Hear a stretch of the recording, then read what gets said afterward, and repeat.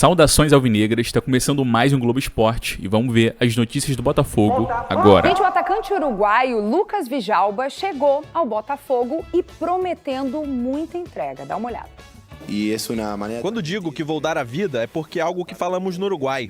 É um jeito de dizer que mesmo que as coisas não deem certo, nós vamos seguir com muito coração e com muita entrega. Dejando el corazón, teniendo mucha entrega. Agora, botafoguense, conta pra mim, Marlon Freitas é ídolo ou não é? Pois é, agora ele é jogador do Palmeiras e vai perder espaço no bandeirão da torcida. Talvez a minha versão dos últimos 3 anos não vai ser suficiente para honrar a camisa do Palmeiras. É, torcedor botafoguense, aconteceu. Estou muito feliz de estar aqui e quero agradecer ao Palmeiras pela oportunidade. O Marlon Freitas é jogador do Palmeiras. Tudo tem um começo, meio e fim. Chegou o fim do ciclo, agora uma nova história, uma nova oportunidade. O início da história do Marlon Freitas no Botafogo em 2023 foi sofrido. Deixou escapar para o Palmeiras o título que estava na mão. E ainda teve a famosa piscadinha. Foi um gesto infeliz, né? E eu reconheci isso em várias entrevistas, né? Pedi desculpa. Tanto os torcedores do Botafogo se sentiram, né, magoados de alguma forma e também os torcedores do Palmeiras. No ano seguinte, a volta por cima. Marlon Freitas virou capitão do time, campeão brasileiro da Libertadores, foi parar no bandeirão de ídolos. Marlon Freitas, bacana, o Botafogo reverenciando seus novos ídolos. Só que o Marlon Freitas foi acertar logo com o Palmeiras, o grande rival dos últimos anos. Agora vai deixar de fazer parte do bandeirão. Talvez a minha versão dos últimos 3 anos não vai ser suficiente para honrar a camisa do Palmeiras. Pegou mal, hein, Marlon? Fim da relação com o Botafogo. E o início de uma nova. Tenho certeza que o Marlon e o Palmeiras vai ser um grande casamento. Olha só, o Botafogo, você sabe, né? Tem um técnico novo, o Martim Anselmi. E o técnico argentino chega ao clube repleto de incertezas para 2026. Vim falar dos problemas ali com o Thiago Veras, a gente quase perdeu o horário porque é tanto problema do Botafogo. E, meu Deus, foi enumerário, não, mas tem o transferência, não, tem isso, tem aquilo, tem isso. Caramba, vamos pro estúdio resenhar lá, porque senão a gente vai perder o horário falando de problema do fogão.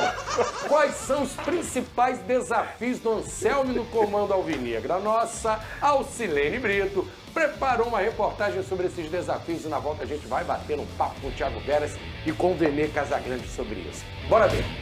Poucos dias à frente do clube, mas muito trabalho. O técnico argentino Martim Anselmi, de 40 anos, chegou no final do ano ao Botafogo com uma experiência da Europa e do futebol sul-americano. E agora tem a missão de levar o alvinegro de volta aos caminhos da vitória. Eu acho bom que vai ajudar a rodar a bola ali lá pro meio de campo. Se o Arthur não sair do time, ele é uma boa válvula de escape, eu acho ele muito bom também. Vai melhorar muito o time, se Deus quiser. O que atrapalha é o Botafogo entrosamento. O Botafogo encaixa, vem de jogador. Pega o ano passado, em 2024, quantos caras que sobraram? Sobrou Barbosa, fala aí, meu filho. Sobrou Barbosa, Alex Telles. Daí o Igor Jesus foi embora depois. Tem dois. Do time titular só tem 2.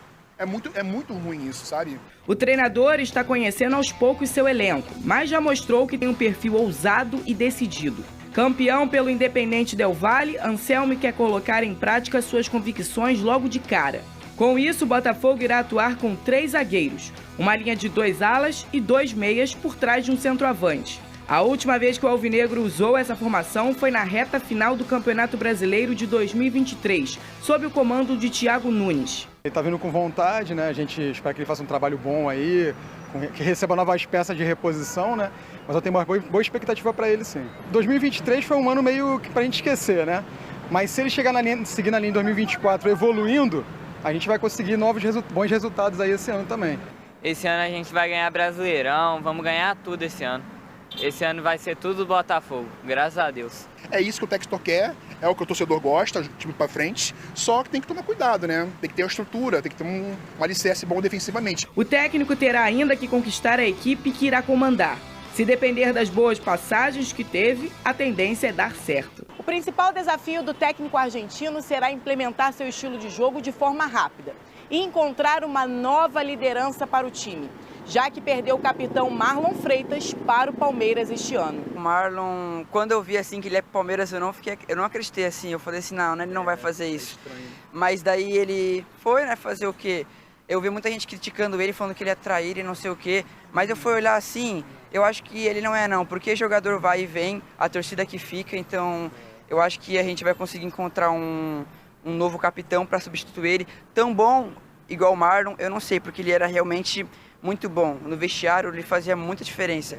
Mas talvez acho que a gente vai conseguir encontrar um novo jogador para substituir ele nessa função de capitão. A torcida já indica quem pode assumir este papel. Vitinho, Barbosa, mas eu acho que vai ser o Vitinho. Eu gosto muito do Alan. Eu acho ele um jogador, assim, muito bom. Gosto muito dele e acho que esse ano também o cara que mais vai se destacar no Botafogo é o Montoro. O Teles é muito bom, só que ele não tem a veia do Marlon, né? A gente tem o Teles, a gente tem o Barbosa, quem mais? Acho que são os dois, né? Não tem outro que seja igual a ele, não tem outro que seja igual a ele. Mas vai ser uma perda. Uma perda técnica, sim, mas muito mais liderança. A tendência é que Anselmi deva usar muitos jovens também, já que gosta de um jogo mais rápido e agressivo. Esta é a primeira vez que Anselmi será treinador no Brasil, mas já tem na bagagem uma Copa Sul-Americana com o Del Valle em cima do São Paulo e uma Recopa da Sul-Americana em 2023, quando venceu o Flamengo nos pênaltis. Começar um ano com técnico novo. Eu ainda acho que o Ancelotti esse ano poderia render bem mais do que ano passado, apesar de eu não gostar muito dele. Ele pegou o bonde andando, um monte de situações problemáticas de lesões, um auxiliar açougueiro, que acabou com o plantel do Botafogo, mas eu acho que vai ser bom. Eu acho que ele vai render, se Deus quiser, e a gente vai ter um ano melhor do que o do ano passado. O Botafogo fará sua estreia no Carioca na semana que vem, diante da Portuguesa.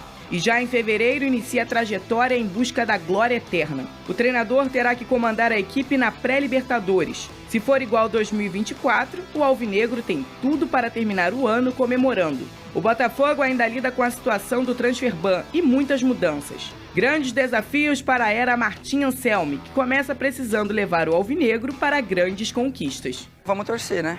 Vamos torcer para que aconteça de novo.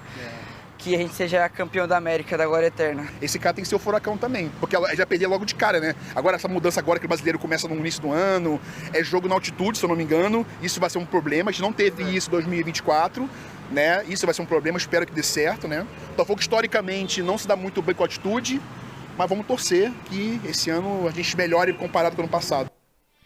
Essa é a esperança do torcedor botafoguense, que o Botafogo faça melhor do que o ano passado. O torcedor tem que ter esperança, mas está difícil, né, para acreditar, para ser otimista diante de tantos problemas. Vamos falar desses problemas. A gente está com o Thiago Veras aqui, com o Vene Casagrande, nosso fera.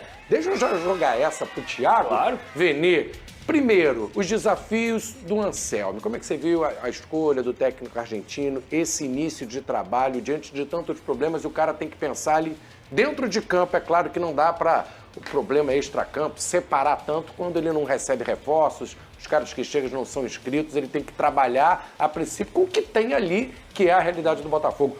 Muito obrigado por ter vindo. Boa tarde oficialmente, meu amigo. Tudo jóia? Tudo jóia. Boa tarde, Vinique. Abraço, Venê. Abraço, meu amigo. Obrigado pelo convite, né?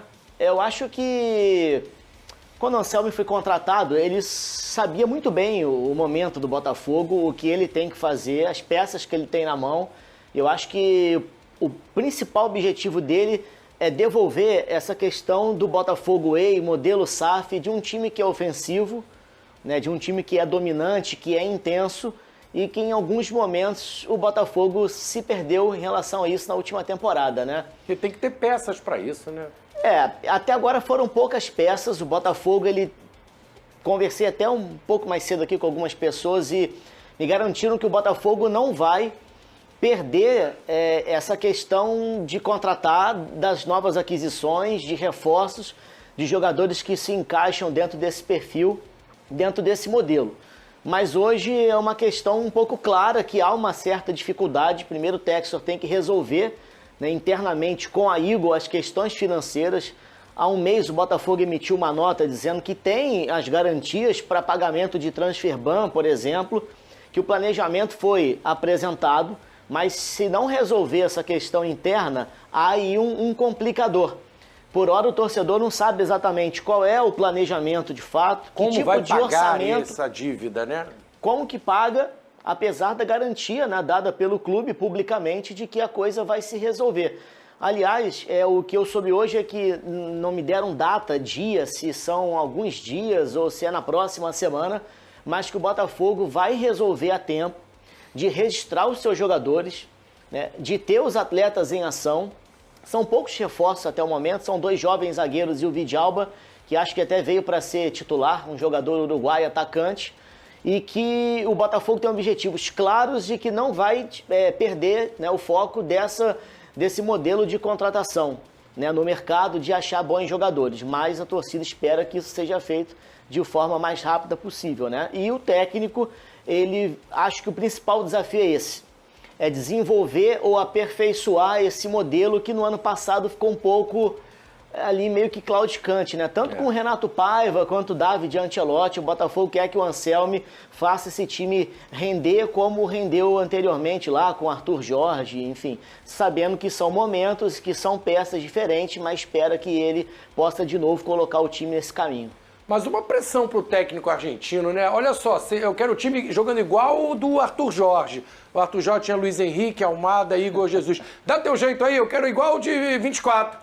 Não, aí, Veni. E detalhe, o jogador que está remanescente aí dessa geração maravilhosa do Botafogo, que é o caso Savarino, o Botafogo praticamente está dando Savarino para os clubes. Tentou negociar, o Thiago Veras pode me corrigir se eu estiver errado, tentou negociar o Savarino com o São Paulo. E agora está numa negociação com o Fluminense. O discurso dá diferente da atitude, né? Perfeito. E assim, querendo ou não, o Botafogo hoje vive um transfer ban. Eu venho repetindo aqui, eu acho que a situação vai ser resolvida. Porque não dá para você ter um clube com transfer ban em 3 janelas. Ou seja, até 2027. Eu acho que vai ser resolvido. E obviamente ainda não foi resolvido porque está faltando justamente aquilo que é necessário. O dinheiro. Agora, como vai ser resolvido e quando será resolvido é que preocupa o torcedor alvinegro, porque até o momento a gente não sabe. A gente está debatendo aqui, beleza, o Botafogo está em busca de contratação. Mas, obviamente, o fato de o clube estar com transfer ban, eu não tenho dúvidas que isso atrapalha o planejamento da diretoria em busca de reforços. Eu vou dar um exemplo aqui, um exemplo que eu fiquei sabendo. Por exemplo, Dorival Júnior, técnico do Corinthians, ligou para o volante Alan, do Flamengo, demonstrando interesse em tê-lo lá no Corinthians. Por que os jogadores e os representantes não ficaram animados? Porque o Corinthians está vivendo uma crise financeira, inclusive está no transfer ban. O São Paulo, embora esteja vivendo a crise financeira, mas não está no transfer ban. Então fica sempre aquela incógnita. Então, para o torcedor que está em casa e não entende o que é o transfer ban, é basicamente você é uma pessoa física que está no seu nome no Serasa. Você não, enfim, está com o nome sujo. E o Botafogo atualmente está com o nome sujo, tal como o Corinthians. Então, assim, tem que resolver isso quanto antes, porque quando você limpa o seu nome, teoricamente você tem mais crédito na praça e, obviamente, é melhor para você contratar. É para atrair jogadores. Thiago, essa informação de que o Botafogo está próximo de ter o meio argentino Christian Medina como reforço para 2026. O que impede a conclusão do negócio é justamente o transfer ban, é esse problema, o Botafogo não pode inscrever jogadores, é por conta dessa indefinição que o Medina se apresentou aos Estudiantes, emperrou essa negociação, o cara deve ficar também com o pé atrás, né? Vou para lá e não vou jogar? Como é que é? Internamente o Botafogo dá o negócio como bem adiantado e a questão do transfer ban sendo definida, a tendência é que de fato ele seja jogador do Botafogo. Aí resolve tudo. Mas primeiro tem que resolver o transfer ban. Porque há sempre essa indefinição. Claro, ele não vai fechar, ele não vem se não tiver resolvido, né? Até porque o cara tá num clube e tá bem. Coloca no lugar do jogador, Veras. O jogador, beleza, ele tá bem encaminhado no Botafogo. Mas, teoricamente, surge um outro clube aí do futebol sul-americano interessado nele. Enfim, que tá liberado para poder fazer contratação e registrar. Opção, vai escolher. Isso mexe com o jogador. Então, é por isso que eu falo aqui que essa situação precisa ser resolvida, porque, querendo ou não, isso é uma incógnita. Você não sabe quando será resolvido. Como é que você vai fechar com o clube sem saber se você vai poder ser registrado? Por exemplo, os jogadores que foram contratados até o momento, eles foram contratados, eles podem ser, mas eles não podem ser registrados, ou seja, eles não podem entrar em campo. Não pode jogar. Fica aquela incógnita. Ô, Thiago, uma coisa, eu não consigo entender, o torcedor me pergunta nas ruas, você estava aqui explicando, eu tenho uma dificuldade para entender, o torcedor vira para mim e fala, quem é que manda lá no Botafogo afinal? É o Textor? Ele é que dá a palavra final, ele manda, e se ele tem esse dinheiro... Por que ele não chega e paga? Ele precisa de aprovação dos sócios da Eagle? Então, hoje, o Textor não é o cara que manda no Botafogo? Não, ele é o cara que manda, né? Ele é acionista majoritário da SAF, ele é o cara, né, que comanda a empresa, mas existe uma divergência, uma dissidência com acionistas minoritários da Eagle. E é uma questão que ele tem que resolver. Até porque... Então, ele não tem toda uma independência nas decisões, é isso? O Textor não decide sozinho também? Por exemplo, no Botafogo, sim. Mas no Lyon, por exemplo, que é um ponto importante, porque envolve diretamente o Botafogo, no Lyon, o Textor, ele pegou empréstimos com fundos, enfim, para fazer a compra do Lyon. E não deu certo, lá ele foi, digamos assim, retirado, os minoritários assumiram o controle, o torcedor ficou insatisfeito também, o Lyon tinha problemas financeiros claros que não foram, né, resolvidos, e o Textor, ele deu como garantia ações que ele tem como sócio majoritário da Eagle a esses fundos para poder, né, ter o dinheiro e comprar o Lyon.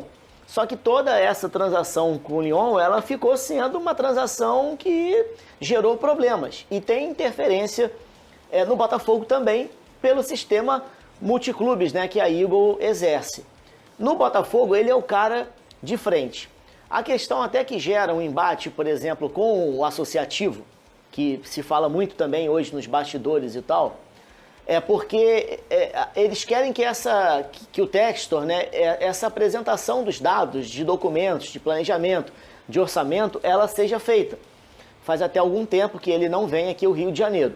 Mas como eu falei anteriormente, até pela nota publicada pelo Botafogo e por manifestações dele também, ele reitera que há essa garantia, que tem esse dinheiro, só que também não é assim. Você deve ao Atlanta e chega lá e paga 114 milhões de uma vez. Naturalmente existem negociações e tal, né? Transações hoje, quando o Marlon, por exemplo, saiu e são 4 parcelas, né? De venda, de recebimento e tal. Então, precisa ser feita essa negociação, o Atlanta dá ok, a FIFA comunicada para que esse transfer ban, por exemplo, caia. Mas um grande passo também é o esclarecimento de como é essa situação hoje interna da Eagle, se o Textor conseguiu resolver. Tanto que ele próprio, e aí são várias informações recentes divulgadas, de que ele queria fazer um movimento de comprar ou recomprar o Botafogo para que não tenha essa outra parte envolvida e, de fato, ele está 100%, né, à frente do clube. Mas isso tudo ainda precisa ser, digamos assim, 100% esclarecido, né? Realmente a situação é difícil, o torcedor fica aguardando, fica esperando Flavinho, essa teve solução. até uma cena na apresentação. Você estava na apresentação do Vidalba? Porque os dirigentes levantaram e eles não deram nenhum esclarecimento sobre isso. Nesse caso, eu até entendo a diretoria. Mas aí tem que vir o Textor aqui porque falar, o ponto principal é a apresentação do jogador. Se os dirigentes ficam à mesa... Esvazia a apresentação. Esvazia a apresentação. Eu entendo, assim, o torcedor ficar indignado com isso, a repercussão negativa. Não é hora disso. Né? Mas não é hora. Eu acho que tem momentos. Eu acho que a pessoa ideal é justamente o John Textor, como você mencionou também. O John Textor que deveria explicar. E não no caso os dois dirigentes. Quem estava lá? O Alessandro Brito. Era o Alessandro Brito e o Léo Coelho. E o Léo Coelho. Então, assim, senão esvazia a coletiva do jogador. Entende? Eu acho que é deselegante com o atleta. Aliás, é uma praxe dos dois. Tem dirigente que fica ali colado e tal. Eles apresentam, falam características, o porquê que trouxe. E saem de cena. E aí eles saem e o jogador dá. Eu acho correto também. Eu acho correto também. Momento de destaque, de brilhar, o jogador que está se apresentando tem que valorizar. Com a ida para o Palmeiras e as últimas declarações, o clima azedou de vez entre os botafoguenses e o Marlon Freitas. Em uma enquete feita nas redes sociais, mais de 80% dos torcedores votaram a favor da retirada do rosto do jogador, do bandeirão de ídolos do clube. tirar o Marlon Freitas ali daquele bandeirão dos ídolos, né? E com a decisão, o volante dará lugar ao goleiro Jefferson, que inclusive agradeceu nas redes sociais essa homenagem, né? Ele estava lá na dele, opa, uma homenagem para mim. O Jefferson já estava meio esquecido, um grande ídolo do Botafogo, um super goleiro, e acaba entrando a imagem dele no lugar, né? Recebi uma notícia, me encheu de alegria, orgulho, saber que meu nome e minha foto estarão em um bandeirão ao lado de grandes ídolos do Botafogo, é algo que eu jamais imaginei. Ele valorizando, claro, essa homenagem, é muito justa, mas acaba entrando no lugar do Marlon Freitas. O Jefferson já mereceria bandeirão e todas as homenagens, já deveria estar, já é um grande ídolo. Não foi agora que o pessoal, o Jefferson é um dos grandes ídolos. Existe também outras bandeiras e outras homenagens ao Jefferson, que acabou por tabela sendo favorecido com o vacilo do Marlon Freitas, né? O cara sai e acaba falando besteira, né? Porque tem que saber sair, como a gente sempre coloca. O cara bota o nome dele na galeria de ídolos, faz o mais difícil, ganha uma Libertadores pelo clube, conquista um torcedor, depois, por causa de uma besteira, declarações infelizes, coloca tudo a perder, né, Cebola? O problema, Vini, é sempre a fala, né? O torcedor fica chateado porque ele leva sempre para a paixão e, naturalmente, quando ouve alguma coisa que ele não quer ouvir, ele se sente insatisfeito. Eu, particularmente, não tiraria o Marlon dali. Não tiraria? Porque, assim, enquanto ele esteve defendendo o Botafogo, enquanto ele foi capitão, e ele foi um cara muito perseguido de 23 para 24. Ele ficou marcado em 23. Ele né? e o Marçal, quando o Botafogo tinha um título na mão e deu aquela derrapada final, deu uma volta por cima gigantesca e terminou como capitão, um símbolo, né, de vestiário, de liderança das conquistas da Libertadores e do Brasileiro. O que o torcedor ficou chateado e motivou até essa enquete, e agora a resolução por voto, né, da torcida alvinegra, que ele vai sair, é que ele foi pro Palmeiras. E agora falou e tal, mas agora... Para mim o problema não foi a ida. Não foi só a ida, foram as declarações. Eu acho que o pior para mim, sim, foi a declaração dele pós-saída. E parece que a pior declaração do Marlon Freitas sobre o Botafogo é sempre a próxima. Toda vez que ele tá abrindo a boca ele pra piora. falar... Mas assim, ele não piora, ele fala porque ele quer. Ele não tá se enrolando, ele é um cara que sabe falar. Fui mal interpretado, não quis dizer não, isso. Não, zero. Ele fala quer, muito bem, ele sempre quer falou dizer bem. Isso, ele é bem esclarecido. Ele quer cutucar o Botafogo, por isso que eu acho que aconteceu alguma coisa nos bastidores. Eu não critico a votação, eu acho que o torcedor, ele tem um direito, ele é passional. Da mesma forma que ele entrou no Bandeirão através de uma enquete, beleza, faz uma enquete para saber se vai tirar. Eu também não tiraria, tá? Mas o pior para mim não foi a ida para o Palmeiras.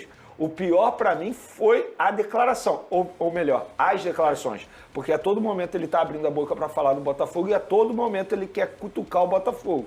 Por isso que eu acho que aconteceu algo além da situação, das críticas por conta da piscadinha. Tem alguma notícia? Eu acho que tem algo nos bastidores. Em relação a isso? Porque Será? assim, não é possível Saiu na bronca, ele ficar falando tanto assim, da forma que ele está falando. Você tá com alguma mágoa? Exatamente, por conta da postura dos torcedores na época da piscadinha, que ele foi muito criticado. Ele deu a volta por cima, inclusive a história do Marlon Freitas é sensacional no Botafogo. Agora, eu entendo o torcedor. Entendo por conta das declarações, não por conta da ida dele para o Palmeiras. É porque as declarações elas estão sendo agora. Eu acho que quando o torcedor já fez esse movimento, a insatisfação foi pela transferência. Começou ali, pelo menos, foi, né? Com foi certeza. essa transferência para um rival, porque o Palmeiras hoje, ele é quase que um rival estadual para o Botafogo. Depois de 23 isso aflorou. Ele é quase que um rival estadual. Textor e Leila, o que aconteceu em campo, vitórias e derrotas e tal. Então, quando sai agora, o torcedor também tem que entender que o futebol é um negócio e o Botafogo teve, na metade da última temporada, uma proposta do Marlon e ele ficou, certo? Ele teve tempo suficiente para poder fazer uma extensão, porque ele já tinha contrato por mais um ano. Então, posso te oferecer mais 2, completa 3. Não houve, assim, a chamada e a vontade de fazer, por quê? Ele foi um baita jogador, foi. Mas com 30 anos hoje no mercado, aparecer o Palmeiras e pagar 35 milhões num volante, né, e valor 3 de anos mercado, de contrato dando aumento. Não tem como, cara. O cara vai aceitar. É por isso né? que eu acho que o pior não foi a ida. Aí é a minha opinião, tá? Enfim, cada torcedor tem a sua opinião. Eu acho que piorou, pra mim, o agravou pior depois. é a declaração. Porque tudo que ele tá falando, parece que ele tá com raiva do Botafogo. Repara só a fisionomia dele. Toda vez que ele vai falar, parece que ele tá querendo, sabe, botar algo pra fora, ele não entra em detalhes, não verbaliza. E a dúvida que eu tenho, assim, eu não falei com ele, ninguém próximo, né? Então é uma dúvida mesmo. É que ele saiu pela condição, extremamente pela condição financeira, que ele tem todo direito, como todos nós temos aqui, de avaliar, né, qualquer tipo de proposta nos nossos trabalhos que a gente recebe, ou se internamente teve também alguma conversa de, nosso planejamento é assim, vamos jogar dessa maneira.